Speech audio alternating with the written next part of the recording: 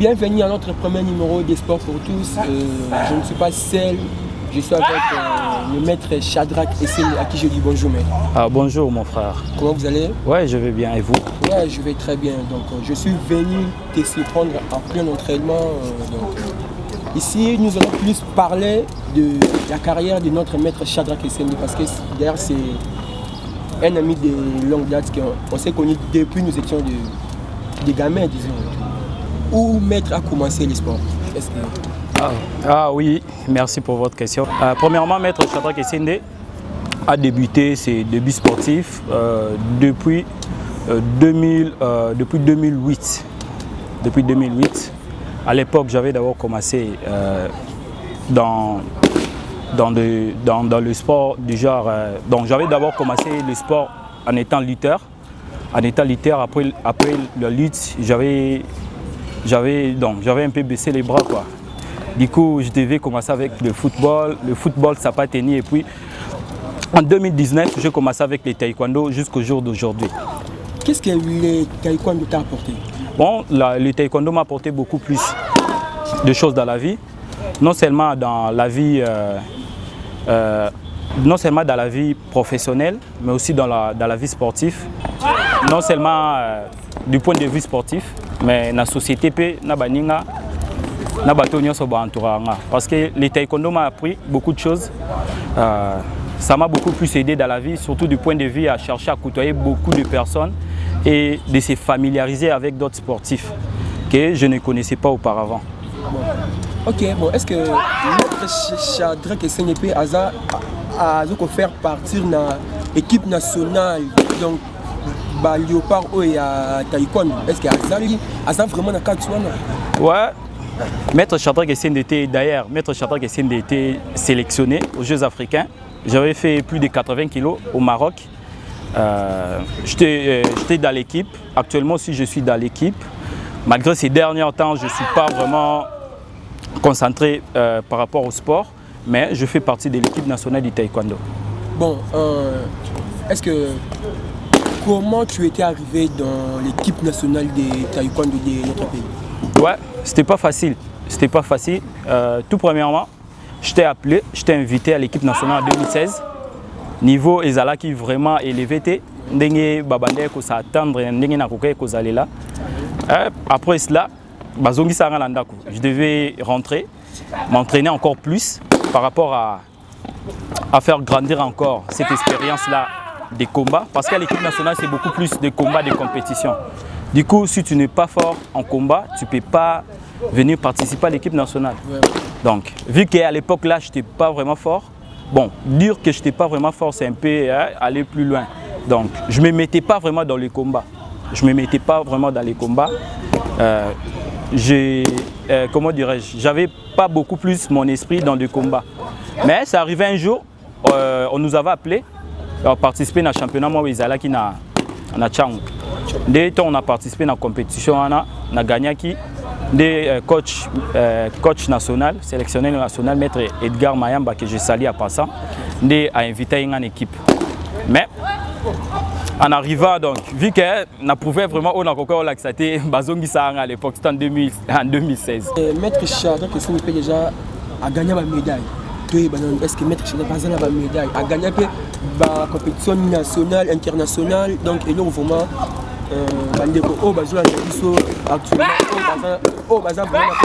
Est-ce que Maître Shadrack a gagné déjà une médaille? Oui, Maître Shadrack Esseni a champion plusieurs fois, à niveau national jusque-là, parce qu'à niveau international, na chance sur Bimambalamoko, dans les Jeux africains 2019.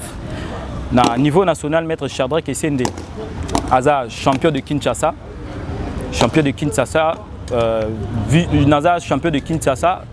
vice-champion de Kinshasa, champion de Kin Est,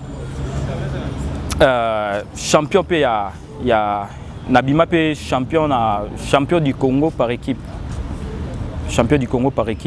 C'était l'édition 2016-2017 avec l'équipe de Kinshasa. Bon, champion national par équipe ou bien par équipe. Mais est-ce que Maître Shadrack Essengue peut déjà bima champion individuellement, il est comme champion, il y a Kinshasa ou il y a Congo. Maître Shadrack Essengue individuellement a champion plusieurs fois, surtout au niveau national. Naza médaille, moi quand il y a médaille d'or en championnat de Kinshasa, wana na bando ça la moins de 74 kg. Après cela, Nabima est vice-champion de Kinshasa. Après vice-champion de Kinshasa, Théo Bundaï sous attente. Tokenda championnat du Congo. Ouais. Narata championnat du Congo vu que Naza est éliminé dans la quart de finale. Okay. Après cela, na maté catégorie. Na longueur na moins de 74, na commencé à la moins de 80, na plus de 80 kg. Parce qu'à partir il y a plus de 80 kg de na yozo bati rebellé, oza na tournoi de la liberté première édition na zoa médaille d'argent. Édition précédente où tu les récemment na zoa qui médaille de bronze. Première édition il y a Open de l'ambassadeur, Coupe de l'ambassadeur de Corée du Sud. Na Bimagi na deuxième place, a une médaille d'argent. À part Wana et Soussou, na za champion, il y a Kin Est. Il y a tant à Kin Est. Ouais. Bon, Maître Shadrack Essengue, est-ce que vous avez sabat au Bazoua na Viva TV, là c'est notre chaîne YouTube. Bon, est-ce que et là on y est Maître Shadrack parce que arts martiaux tu as jiu-jitsu, tu as na judo, tu as na boxe, tu as na foot. Donc pourquoi c'est même Maître Shadrack Essengue donc apprendre à taekwondo? Ouais, andé na obene bandeli. Maître Shadrack Essengue na banana lutte parce que nga sport o bakenda otikanga na famille o mama zwara nga kenda otikanga za lutte. Na progresser na lutte, mais vu que à l'époque tu bandé vraiment participer dans le championnat, ndé na comme un peu comme mélanger na football. Taekwondo na ya au découvrir en haut, tu bandé s'entraîner na lutte. C'est aussi s'entraînement. Tout le monde a baclette, mais sous il y a taekwondo, on s'entraîner d'ailleurs en 7 au biso to bandé ko s'entraîner. Dans ma tété dans foyer social, le club c'est TC Okapi. Il y a de fait un grand maître Kos Kilumba que son âme repose en paix. Ndé à partir wana na zaïso na obima, na 6 entraînement lit na obima la bataba o, c'est na côté à la robe tabaron nyonso. Mais quand ndé batu baloba sport a basé za la raté.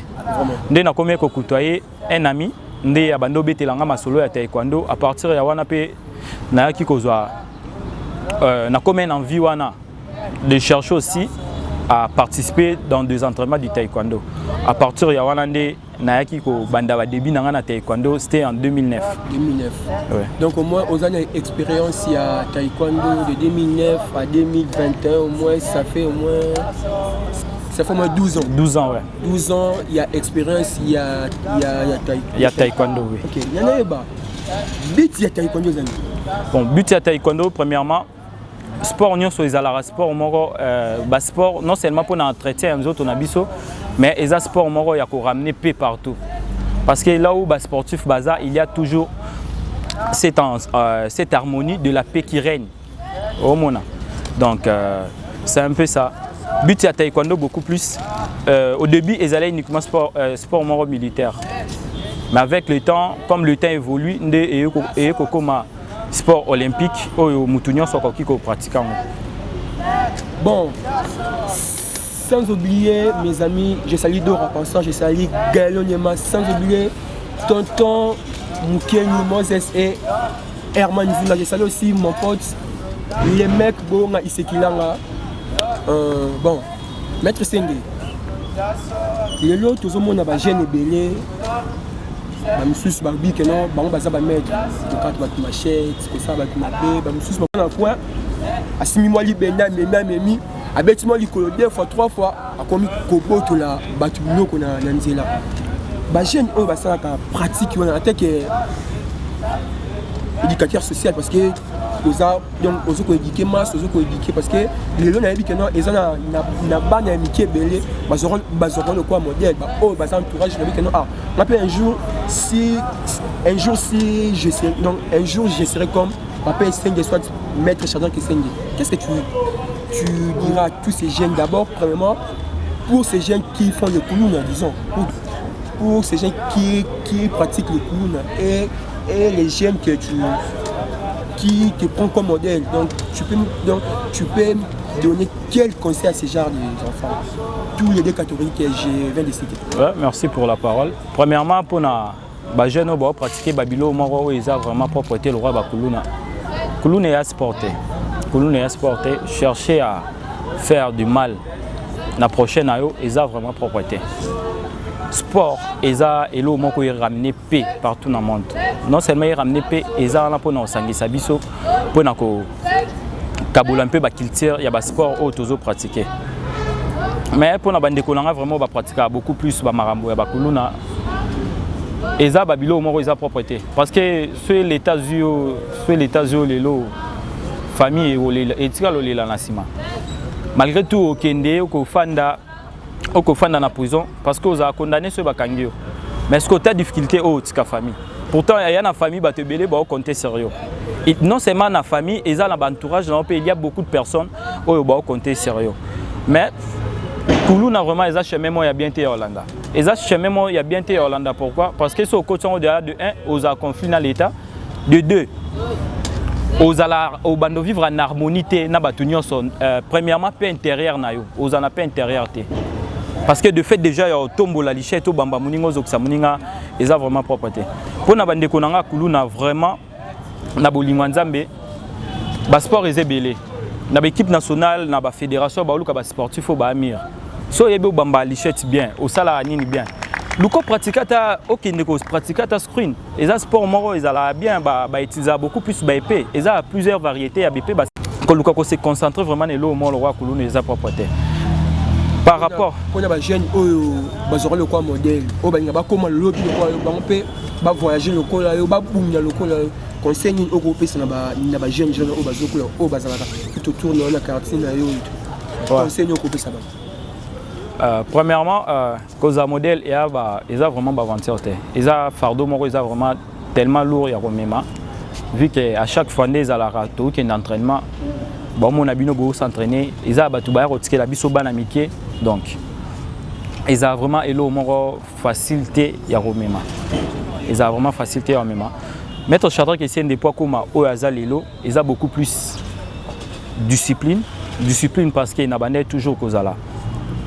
Dans l'ito il y a par rapport il y a aîné nanga sportif, il y a quartier, bato nyo so ba monenga na bande muke tinde na koli. Et là nyo so na vie batu ba encourager batu ka ate.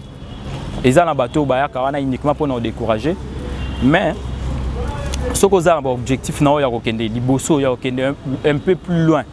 Nandenge o yozo kanisela et là au moins l'équipe s'est fixé ba objectif na vie surtout beaucoup plus d'entraînement tolobara qui s'habitumbe zalate qui s'habitumba les entraînements de fait que on s'entraîner trop de fait que on s'est donné trop de fait que ozo komi pe sa ba discipline trop yango nde ko sala okoma na niveau o ko zala niveau moko to benga au niveau supérieur parce que kola ta ceinture noire et aventure te moi pour arriver là je fais 10 ans pour arriver tina là ta ceinture noire je fais 10 ans de pratique, 10 ans, pendant 10 ans, il y a eu des humiliations, il y a eu des découragements, il y a eu aussi des bateaux qui ont encouragé beaucoup plus en avant. Parce que j'avais de bons encadreurs, comme de Maître Vincent Alembe, Maître Ramazan, qui m'a beaucoup aidé dans la vie. Je salue à passer Maître Ramazani, Tigre Serpent des Rails, notre défait Maître Nanga, Maître Kos. Paix à son âme, il y a des apporté beaucoup plus na cœur parce que il y a des salito comme au baza au toza lelo. En plus de cela, na maître Edgar Mayamba, d'après ça qu'il a chance, il y a qu'à faire partir en équipe nationale, il y a taekwondo, il y a RDC. Bon, c'est très important. Hier quand je parlais avec un ami, qui m'a dit que c'est là le Seigneur. Ici, donc des faits, il y a demi-finale dans la compétition, donc en qu'est-ce que vous avez? Ouais, Coupe d'ambassadeur 2019. Coupe d'ambassadeur 2019. Bon, en fait, Bitumbe Zala bon, na taekwondo biso tozala 3 résultats. Ils ont 2 résultats, soit tu gagnes, soit tu perds. Bon, cela fait partie du jeu. Et arriva qui est Koko Mati n'étape parce que la catégorie a moins de 80 élèves avancer parce qu'on avait des champions comme Maître Arnaud Koy international. Maître Arnaud Koy, c'est lui qui fait la fierté du taekwondo de la RDC partout dans le monde. Mais n'a parvenu quand même Koko Mati na finale, né Napoléon contre Congo Brazzaville. Mais ils allaient combat ils allaient vraiment faciliter parce que na outé déjà dans choc nassé. Donc j'étais obligé pour nous tombola bendele ya mboka pour nous défendre mboka pour ezali na mabele nanga nazali obligé aussi ça combattre na suka. Mais comme teni comment dirais-je, c'est encore quoi le nom, biloko to bundele nango, comment dirais-je, plastron électronique, parce que au moins coupe d'ambassadeur tout na championnat monnaie des Jeux africains. To mesana déjà na bien on a plastron électronique, non seulement comme mesana bien on a plastron électronique. Tu as écouté un règlement encore où ils ont équipé première fois au Bundalango. Beaucoup plus. Ceux au Bundel, la plastron électronique, ceux au marqué point, comme directement dans papier. Mais la coupe d'ambassadeur, c'était autre chose. C'était sur marqué point, il faut battre là. En plus, qu'au marqué point, il faut vraiment appuyer, appuyer vraiment puissance pour juger Bayoka pour battre là. Et quand même quoi arriver na tamoro ba protection tout ça mutarobe ta barré et la protection est sonné ba tomboli donc ils allaient vraiment difficulté où il a bisognon ça surtout beaucoup plus na ba clé auto voyager na bango to zaina ba on a Jeux africains mais malgré cela tout ça là ba résultat est bien bisognon surtout si c'est un podium. OK, notre cher Adrien le lot to ebi ba grand sportif oui à travers à dire mais à moi ba moi croyance est-ce que maître Shadrack Essenye aujourd'hui nous avons des maîtres, nous avons Dieu, nous avons le diable, mais ma commis et les autres sabiso que non Tolanda Nzela Yamutu Asala bis nganayo.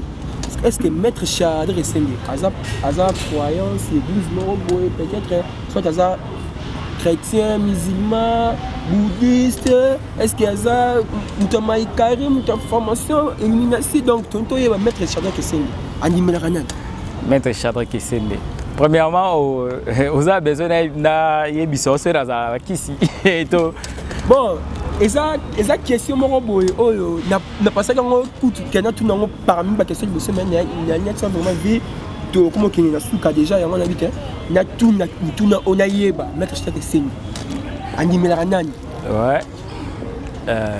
Pour la question où tu es tout na, nous tout dire sur la kiss na. Net nganga pe na la kiss na kiss. Kiss na ngeza nini? Na okata pongi na tongo. Tongo batu musuba na mbetu. Na bimi na kimi croche na s'entraîner. Yosko za na ko za la et puis lobi na ngo lobi na ya na ko beta mettre Shadrack Essenye. Okokate na beta. Mais comme au Toloba, dans le monde il y a toujours deux maîtres. Mais ils ont un maître Otobengara, le créateur. Le créateur c'est le bon Dieu. C'est lui qui a tout créé. Donc on a recours l'ingate nandimi la créature on a créé par rapport au maître Nemo Aza. Donc maître Shadrack Essenye chrétien appuyé dans la compassion. Pas pasteur Marcelo. Et pas pasteur Marcelo Tounas que je salue en passant. Maître Shadrack Essenye Aza chrétien. Donc na makambo vraiment au Italie Babilo quand on a gris on n'est pas dans ça parce que grand maître Kos Kilumba depuis tous les Miké tonto na sport bando ebisa biso déjà soye na kisi et soukara na porte soit la ningo kota parce que biso a toi croyant non dans les ténèbres mais dans la lumière. Donc du coup tozala qui obligé à l'aligner wana malgré tout ba conseil mususu ya mabe ezalate par rapport ya bato libanda mais vu que tu connais déjà dans l'idéologie par rapport à domaine sportif, tu es obligé de continuer à c'est un peu ça par rapport à domaine, il y a spiritualité, puis il y a la croyance spirituelle. Bon, on est vraiment à la fin de notre émission. Maître Shadrack Essenye, mon nom est ce qu'ils aiment. Parce que les autres, que non, si on travaille, et le résultat. Notre Shadrack Essenye, tout le monde est athlète basé au Japon, dans les Jeux Olympiques, Tokyo 2020, basé au Japon. Pourquoi pas mettre Shadrack Essenye à Kenyaki? Parce que les autres pays qui comment pour Kenya compétition internationale, il faut un système où ils atteignent une équipe nationale il y a 10%. Quand tu mets Shadrack Essenye pour 10% ou bien tu as monnaie combo il y a athlète Maître Shadrack Essène à ça. Donc, et de ranger mon qui que non, Maître Shadrack Essène a bête à Calicolo, donc j'étais. Pourquoi Maître Shadrack Essène a quitté? Ouais, voilà, ils avaient beaucoup plus de problèmes politiques parce qu'ils avaient qu'à taekwondo, ils avaient plusieurs disciplines où ils participaient à la qualification pour nos JO.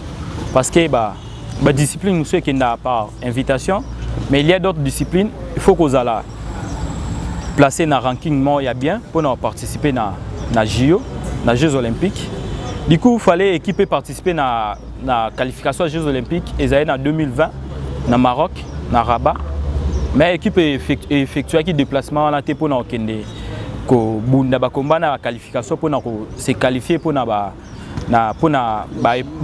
preuve des Jeux Olympiques Japon 2020. Donc c'était un peu ça, cause et ça qui équipe.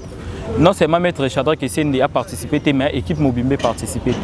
Mais Dieu soit loué, tous les invitations, il y a Clé Sabiso pas présenté, maîtresse Naomi Katoka, à Azalé Kuna, mais à connaître les problèmes qui dit il y a santé, il y a surpoids et ça les péqué abondate. Mais courage à elle, tous nous sommes déjà la famille, tous s'est focalisé sur la qualification à Jeux Olympiques en France en 2024. Donc, en 2024 déjà, Maître Shadrack Essène, donc, Azo préparons déjà. Ouais, la préparation déjà, il y a JO 2024, ils sont déjà en cours. Parce que les préparation, ils sont déjà chaque jour. Ils ont raté que ce championnat et puis au Banjo, se préparer. Tout se prépare déjà chaque jour. Merci. Parce que je vois déjà mon réalisateur, Mbouy Katoukou, autrement dit Kouamambo. Donc, Azo, il sera déjà. BAMS, journaliste sportif, RDG Sili. Bon, merci à vous parce que tu nous as accepté en plein entraînement. Nous puissions dialoguer avec vous, nous puissions connaître qui est Maître Shadrack Essène. Je dis encore merci Shadrack Essène. Merci beaucoup mon frère Djibril Bampeye. On est déjà à la fin. Je vous retrouve à la prochaine numéro. Bye.